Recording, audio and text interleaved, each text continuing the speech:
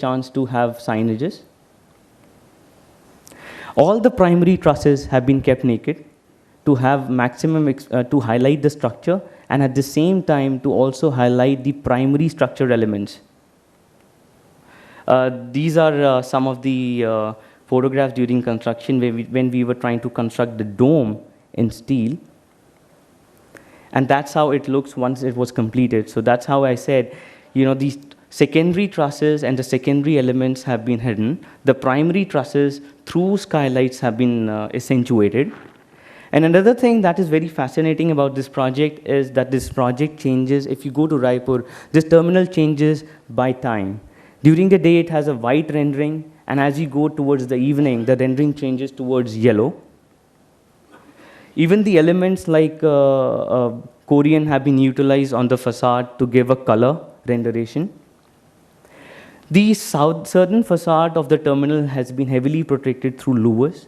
At the same time, the louvers are not industrial, but they are being given an architectural language. And this is a very interesting phase during the dusk time when the terminal changes from the daytime to the night, and the play of light is very, very interesting. As you can see the yellow light and the white light intersecting. And another element that we have tried to utilize is the through metal, and that metal has been utilized in art program in the terminals. So this is an art program to give a sensitive flavor to the terminals and a regional context of how Bastar art, the regional art, can be brought inside the terminals through utilization of these metallic figures.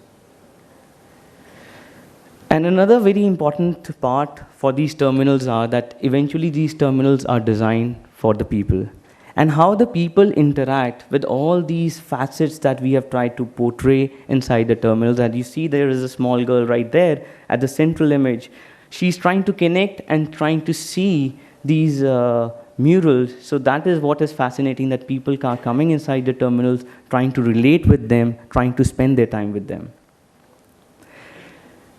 And with the commercial program that is coming up, the terminal is getting more lively, and people are trying to utilize these art programs with the commercial establishments as well. So it is very important that these projects have to be flexible enough so that at a later date, when different things try to come inside these places, they should be flexible enough to take them. That's how this terminal looks from the aerial perspective. And you do see all those three-dimensional curves that have been achieved. This is another terminal that we are currently doing. It's in construction stage, a project in Vadodara. Here what we have done is we have tried to further accentuate the volume, and we have tried to bring more clarity in terms of making the structure as bold as possible, and utilizing the metal jalis on the facade to give them an artistic play, and as well as having water inside the terminal to give a vibrancy in terms of sound.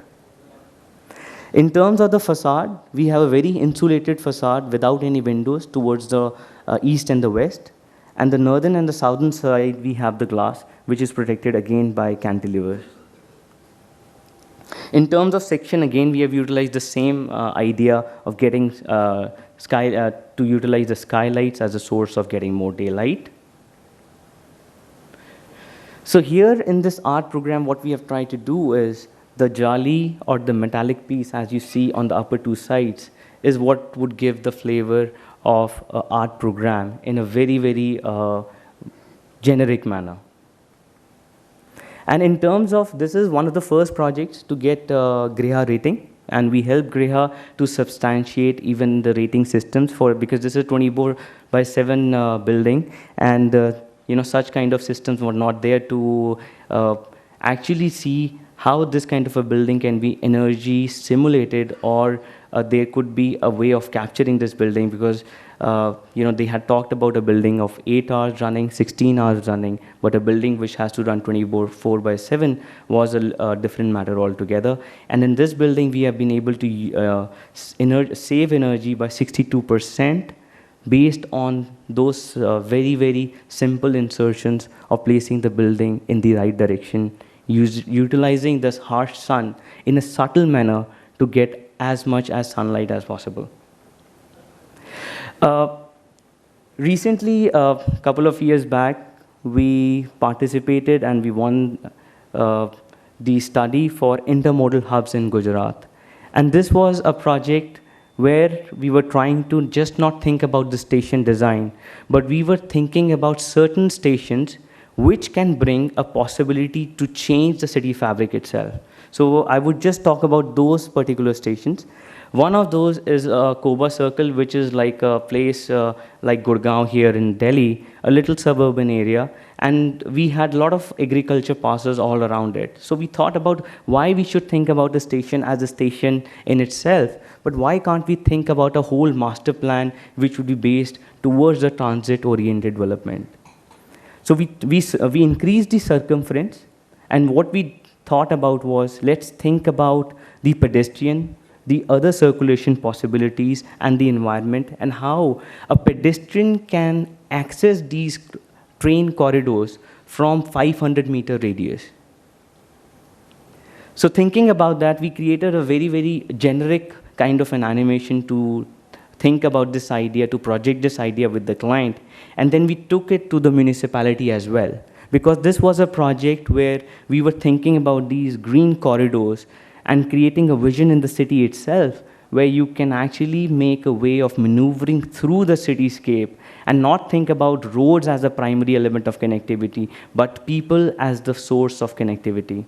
And creating these spaces which would be iconic, which would give you the possibility to have places which can become entertainment zones, which have the possibility for commercial exploitation, and which also have the possibility to become public spaces.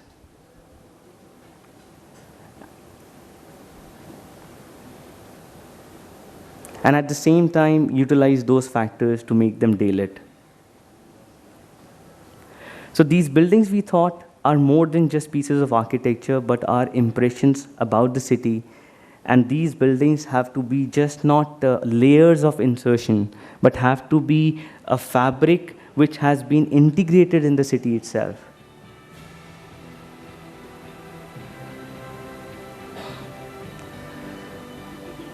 And we made them green all around so that you don't have hardscape right at the middle. We also thought about that let's not have the high rises right where your stations are. Let us have some breathing room with your these insertions so that you have a way to trickle through the city and create these places which are more environment friendly.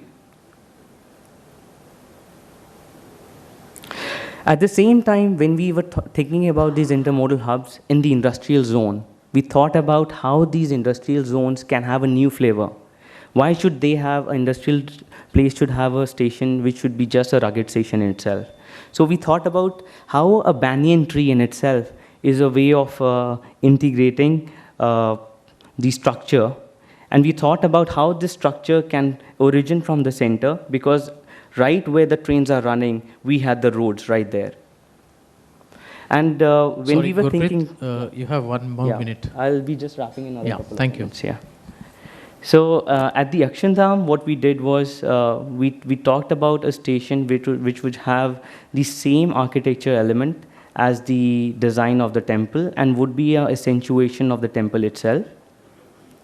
And we did similar kind of studies for New Mumbai, where we talked about how structure can play a role in terms of playing the whole station design in itself. I think I have many more slides to show, but time is not permitting us to further elaborate. But just to end these slides, you know, the jalis are such an interesting feature. They have been utilized in different eras, in different ways. And you know, every architect or an artist can always play a way of utilizing these jalis in a different fashion. And one of the ways of utilizing them is to change them as per the direction of the sun. Thank you.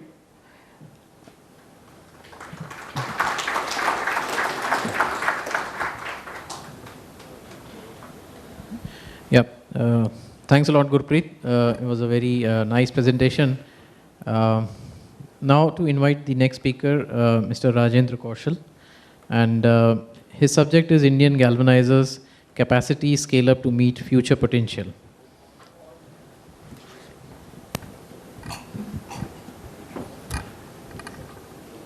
Very good afternoon to all. On behalf of Valmont, I welcome you all in International Zinc Association's conference.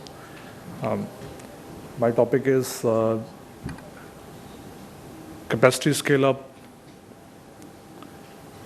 to meet future potential. What does it mean actually? We know the growth of India, and we are growing very rapidly. Infrastructure is going to grow very rapidly. So what, as a galvanizer, we are doing? What we are planning to meet a future growth in India? Before I start my presentation, I just brief you about the Valmont. Valmont is a US-based company, globally present across all the, I think, all the continents. We have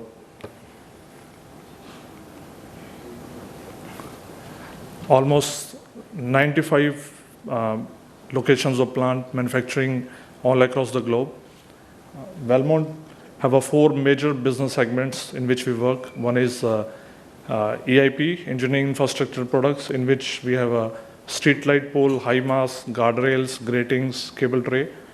Another one is the telecom utility, where we manufacture all the big utility structure for distribution and transmission lines. Third business segment is irrigation, where we make irrigation equipments for doing the irrigation. Generally, we are present in that sector is in US and some of the Middle East. Fourth one is the coating business, in which we have a hot dip galvanizing, electroplating, anodizing, and in India we have started in 2006 with registration. Then we started building brand image with the sales activity. Then we started with a greenfield project in year 2010. We have a plant with the manufacturing capabilities of making steel poles, small, large, utility big poles, and telecom poles. We have commissioned our galvanizing bath in year 2012. We have India's largest galvanizing bath with a size dimension of around length 16.3 meter, width 2.5 and height 3.3 meter, with a zinc holding capacity of around 1,000 metric ton. Can I have the plant video, please?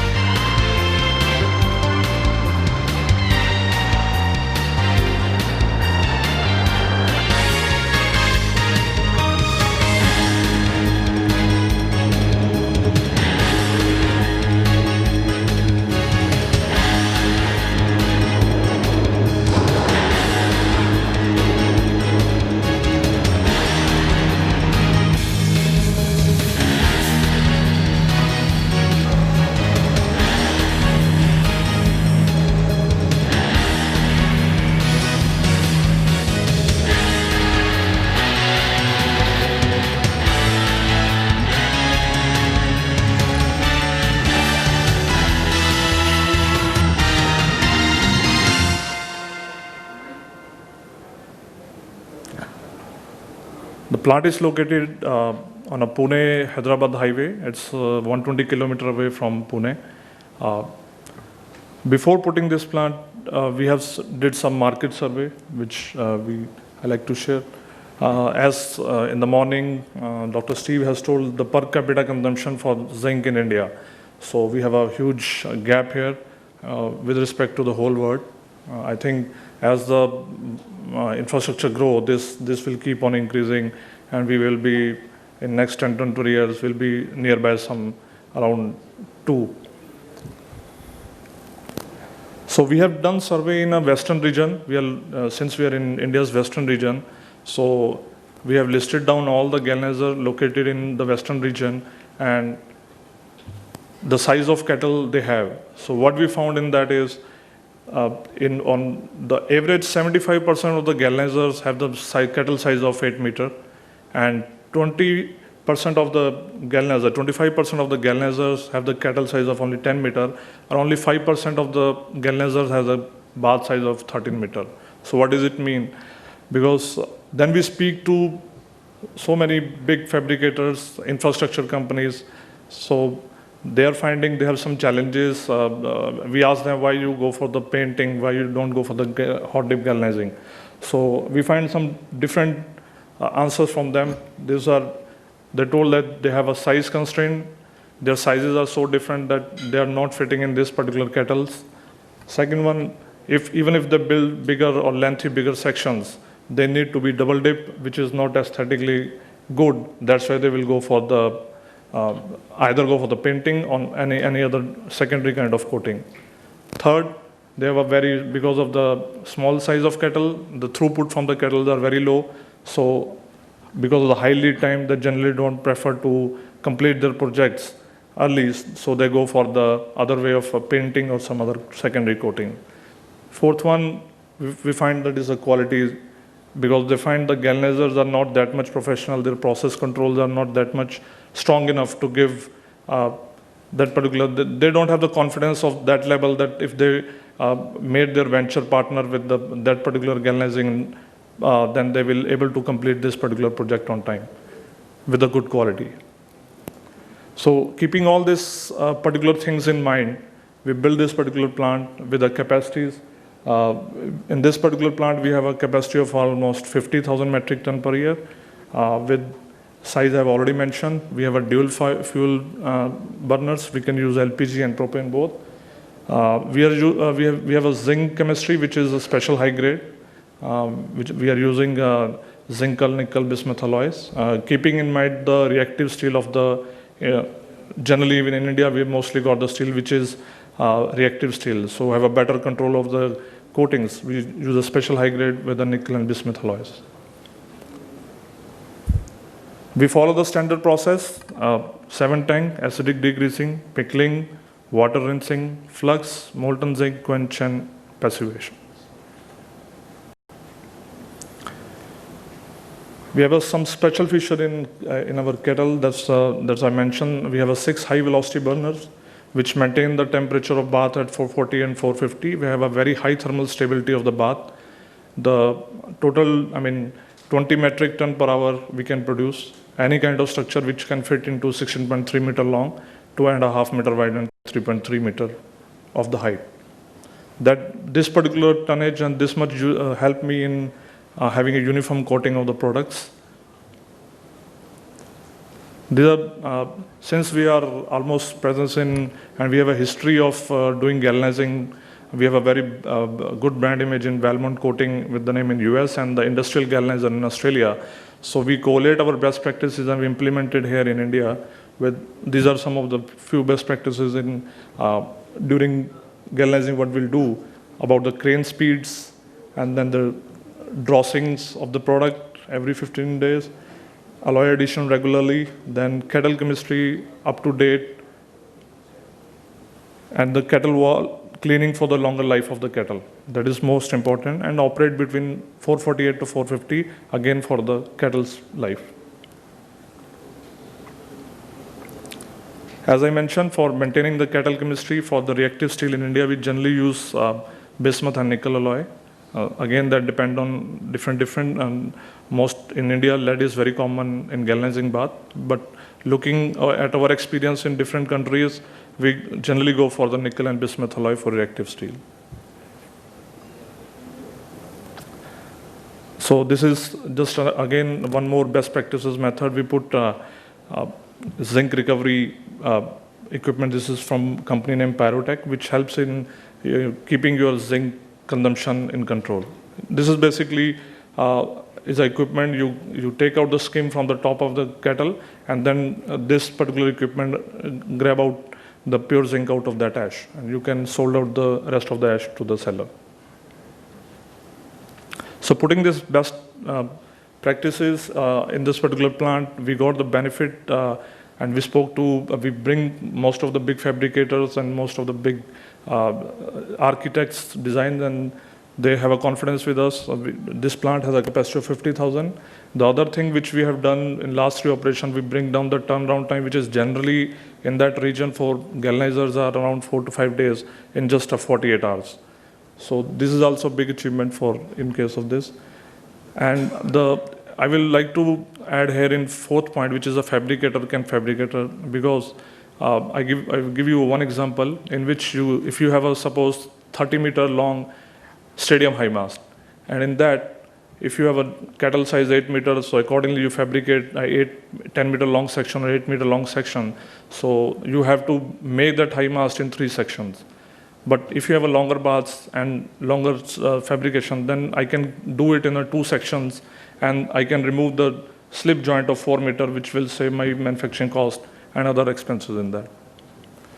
Also, the other benefits of this particular size is I can accommodate the future of Indian utility is the big structures, monopoles. Generally, for a bigger 400 kV line, 300 kV line, you have a base. For monopole, you need a base diameter of more than 2 meters. So if you don't have a galvanizing bath more than 2 meters, so generally people are making monopole, but what they are doing, they galvanize the base plate separately and shaft separately, and then do the welding. But with this size, we can do easily in a single shot the whole pole in a single dipping. So we know the future of India is in big monopoles in telecom and this, so that's why we keep this 2.5 meter bath. And we have put a lead-free bath. We don't have a lead in the kettle, just to be environmental friendly. Project till date we have executed. We did a very big project for a Pokhran, a solar project. We are the galvanizer for this particular project. We turned around the whole 5,000 ton in 2 months. The size of the project in this particular solar project, the size of the fabrication is like 13-meter long frames, cantilevers which are height of 4 meter long, so which can be easily done by us. Similarly, telecommunication pole, like recently Reliance 4G pole, they have started fabricating and putting into the western region. So we have did this particular project in a very short span of time. Then in a utility structures, we did monopoles for Karnataka Power, Maharashtra State, and Chennai Electricity Board. We did some export order for monopoles for Bangladesh, Uganda, in a utility section. Similarly, we are pioneer in street light, high mast, and stadium mast. Few photographs of what we did. It's a 33 kV line, prototyping decorative poles.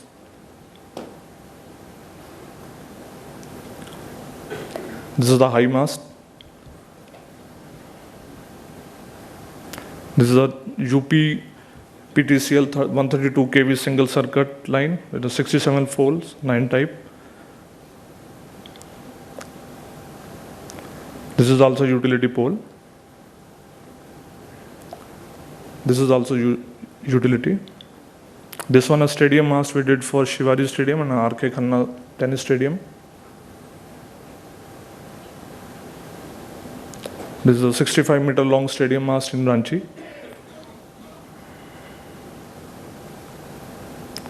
These are telecom which we did for the Reliance. This one recently, last month, we have erected in Karnataka Electricity Board 400 kV multi-circuit poles. This pole has a diameter of around 2.3 meter at the base, and total height of the tower is around 64 meter. So with this, I just want to conclude here is that I just want to let architect and other infrastructure company knows that we do have a capacity in our India. We have a global, you can say global technology available in here. So we have to think for the bigger structures, and we have to adopt the latest technology, what is happening all across, and galvanizing is not a constraint. That's all from my side. Thank you. Yeah, thanks a lot, Rajinder. It was a good presentation. Now may I call upon Mr. Ashok Gupta, who's going to talk about galvanized pipes and tubes in construction. Mr. Ashok, please. Thank you.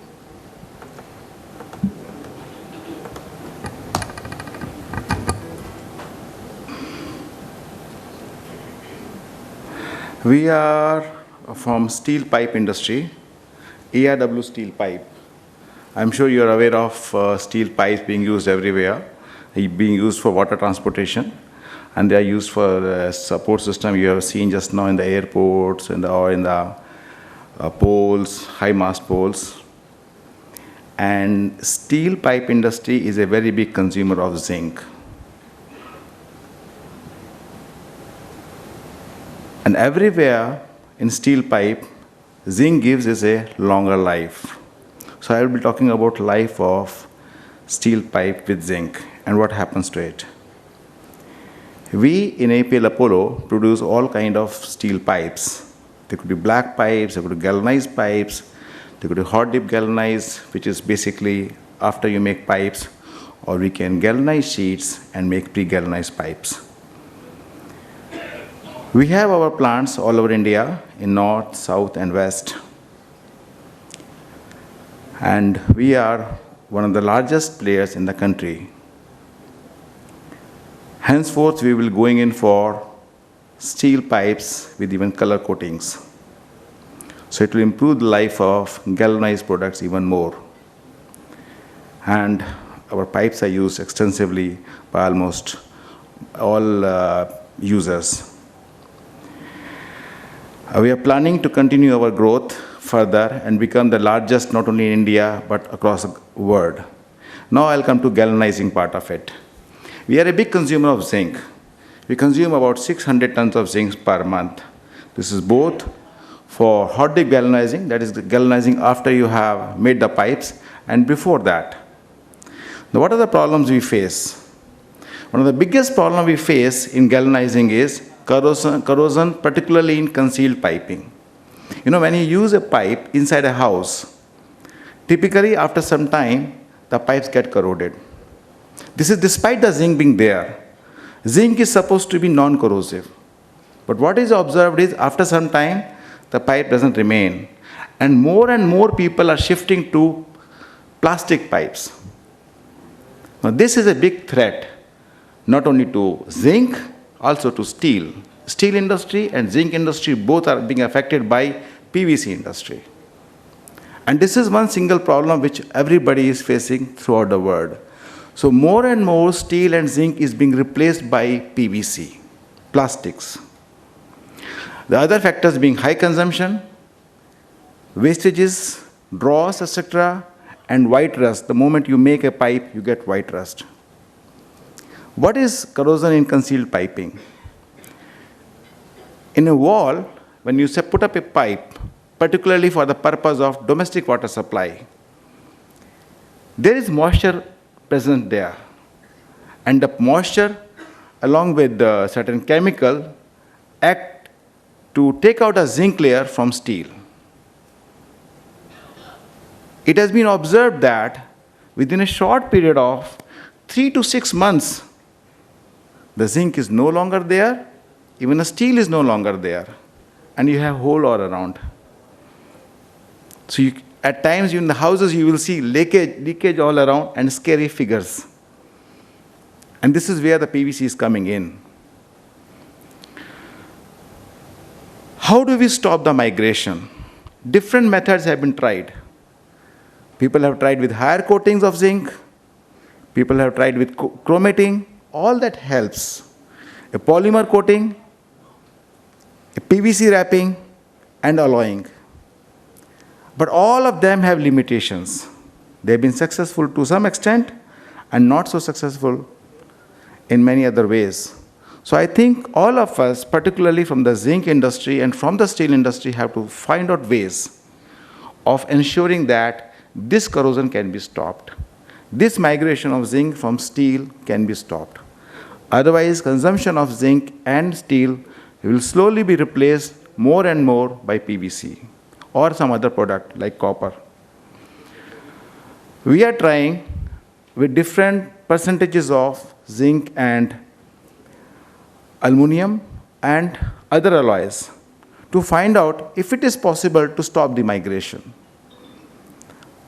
Because unless and until this is done, steel pipe consumption in the construction industry is bound to decline. Then there's a problem of wastage.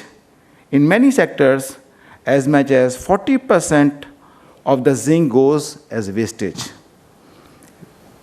We have been trying various methods like internal wiping, coating, high-grade zinc, stainless steel tanks to reduce this wastage to around 25%. This will reduce the cost. We are talking of sustainability, affordability. This will reduce the cost of zinc, hopefully, again, increasing the consumption of zinc. In a nutshell, the industry is facing threat of substitution. Corrosion is a problem, cost is a problem. We have to find, as a together, steel and zinc, a way out to solve this problem. Thank you. Thank you, Ashok ji. A very precise presentation from him. The last speaker, let me invite Mr. Puglendi. Thank you, Mr. Chairman. Good afternoon. Let me thank my friends in IZTA and Hindustan Zinc for this opportunity to talk about the market opportunities for general galvanizing. The forenoon we had presentations by McKinsey, Wood Mackenzie. They did underline, they did emphasize that India is a huge opportunity for galvanizing, unlimited, hidden potential. Now, before I talk about the markets, let me clarify what I mean as general galvanizing. Internationally, it's very well known, but in India, this description has to gain currency.